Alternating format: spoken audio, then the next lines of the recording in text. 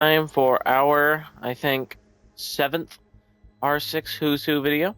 Now for today's operator, we are going over Thermite. So let's start with his loadout. So for his primary weapons, he has the 5.56XI and the M1014. So let's look at both of those. If you're running the 5.56XI for the scopes, I recommend the ACOG, because if you're using Thermite, you're going to be holding long angles out on the breach. So having an ACOG or any zoomed in magnified scope is going to be better in my opinion. For the barrel, honestly, his gun's relatively low recoil, but sometimes it's a little weird to the left, so I like flash here, but suppressor's not bad. I go back and forth. And honestly, I'm not a big fan of the horizontal grip or the angled grip because they don't help very much. So I never use those.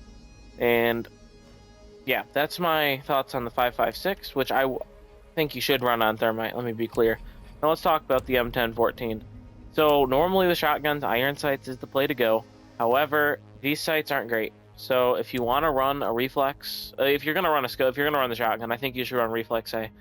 Covers up the least space. It's the most shotgun-esque scope. I think it's good. But to quote my friend Stodet, if you use red dot B, it feels tactical. And I wouldn't use a laser on a shotgun. But I think the 5.56XI is definitely the way to go for the shotgun. Now let's look at his secondaries. Got the 5.45 Musoc, so let's look at that. If you are going to use this pistol, which I don't recommend because he has better options, I would use a suppressor with or without a laser. Don't think it really matters. The other option, the 5.7 USG, which yet again, it's a pistol. I would put a suppressor on there, laser or not, all preference. I wouldn't use it. I think it's better than the 45 though. But what he really shines because he has the ITA 12S. Now this shotgun, sights aren't. Let's just talk about the attachments first. I'm gonna reflex, and I wouldn't run a laser because it's a shotgun. This shotgun's great. Killing potential, it's okay. It's not great. It's secondary shotgun, so you're not really gonna be striving to kill people. But where it shines is its utility. It is so good at being able, just for utility, being able to break hatches, break holes in the floor. It's such a good utility weapon. So I would definitely recommend you bring it.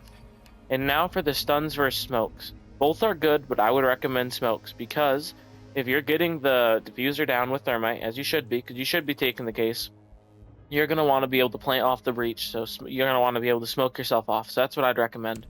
Now, in an actual game, I'm going to show you how to use his ability in some tips and tricks. I'm in a versus AI here.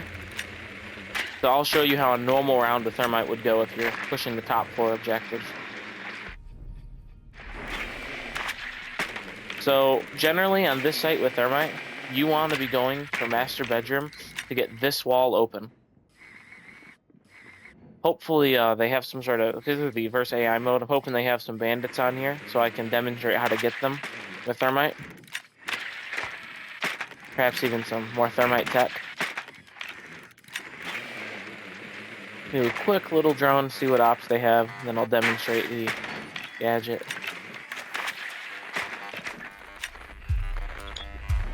Alright, now I will show you how to use his gadget effectively. So his gadget is the exothermic charge, and it essentially just opens walls. And not just off walls, any wall. That is like breakable, that is. So, up on a wall here. Can't get through it, even when I have my shotgun. Can't do anything to get through. So, how do you remedy that? You do that by putting a thermite charge on it.